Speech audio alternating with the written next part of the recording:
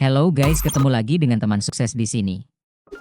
Guys, kalau kalian pecinta Buffett, pasti pernah dengar kisah investasinya di Siskendies. Tapi apa sih yang membuat kisah investasinya di Siskendies itu menjadi kisah yang legendaris?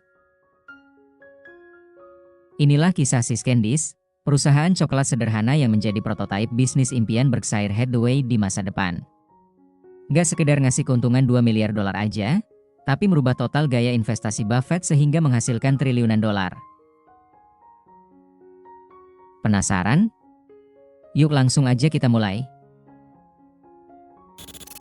Di tahun 1972, Buffett tertarik pada Siskendies, produsen coklat berkualitas dari California. Ia mulai menanyakan harga jual perusahaan tersebut, dan keluarga Si, sebagai pemilik, meminta harga 30 juta dolar. Tentu saja itu adalah harga yang sangat mahal bagi Buffett di masa itu. Masalah utamanya, berdasarkan perhitungan Buffett, aset fisik bersih perusahaan Siskendies, baik gedung, mesin, persediaan, dan sebagainya, sebetulnya hanya bernilai sekitar 8 juta dolar. Bagi Buffett, yang saat itu adalah murid setia Benjamin Graham, membayar 30 juta dolar untuk aset 8 juta dolar tentu saja melanggar setiap aturan investasi yang ia ketahui.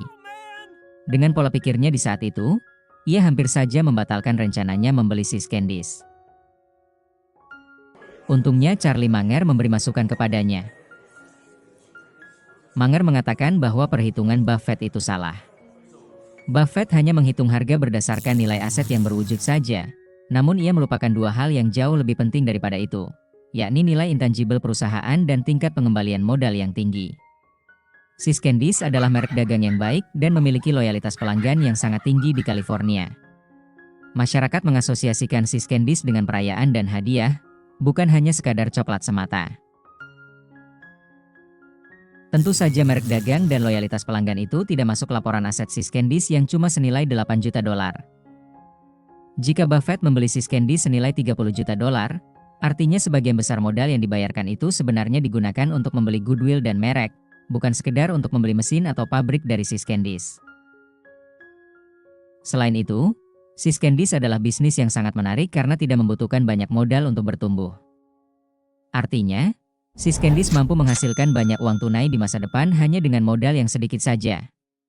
Charlie Munger melihat potensi laba tahunan Siskendies dan menyadari bahwa investasi 25 juta dolar akan terbayar dalam waktu yang relatif singkat.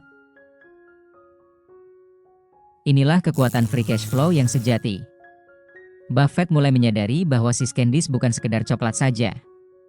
Siskendies dibeli sebagai hadiah emosional, terutama saat Natal atau Valentine. Karena nilai jualnya adalah emosional, pelanggan menjadi sangat loyal. Mereka tidak peduli jika harga Siskendies naik. Mereka tetap akan mencarinya. Inilah yang disebut pricing power. Siskendies bisa menaikkan harga 10% setiap tahun tanpa kehilangan pembeli. Perusahaan ini mengajarkan Buffett bahwa kekuatan merek jauh lebih berharga daripada semua pabrik di dunia. Akhirnya Buffett menawar untuk membeli Siskendies seharga 25 juta dolar. Untungnya keluarga Si mau menerimanya dan menjual kepada Buffett. Dari sinilah, Buffett mulai melihat bagaimana pentingnya sebuah perusahaan dengan free cash flow yang besar akan memberinya keuntungan yang sangat besar di masa datang. Dari investasi awal 25 juta dolar, per tahun 2014 Siskendies telah menghasilkan total 1,9 miliar dolar laba sebelum pajak untuk Berkshire Hathaway. Untung besar ya?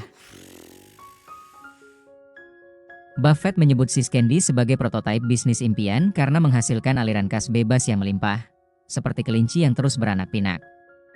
Uang tunai itulah yang kemudian digunakan Berkshire untuk membeli saham dan bisnis lain. Kisah Siskendies bukan hanya sekadar kisah investasi di perusahaan coklat. Kalian pasti ingat kalau Buffett sering menekankan agar mencari perusahaan yang memiliki moat dan discounted cash flow yang besar. Siskendies adalah contohnya. Nah, apa yang bisa kalian pelajari dari kisah ini? Ini bukan kisah investasi saham saja. Kalian bisa menggunakan prinsip ini jika kalian mau berinvestasi pada sebuah bisnis. Apapun itu bisnisnya, carilah yang seperti Siskendies ini. Pastikan cari bisnis yang membutuhkan modal kecil namun memberi tingkat pengembalian investasi yang besar. Apakah kalian jadi terinspirasi dan mendapatkan pelajaran yang lain? Segera ketik di kolom komentar, apa saja yang kalian pelajari hari ini. Kalau kalian ketik, dijamin deh pelajaran itu bakal lebih gampang untuk kalian ingat. Segera ketik ya. Apakah kalian mau kisah Buffett yang lainnya? Kasih ide ya. Gue undur diri, see you next time, bye-bye.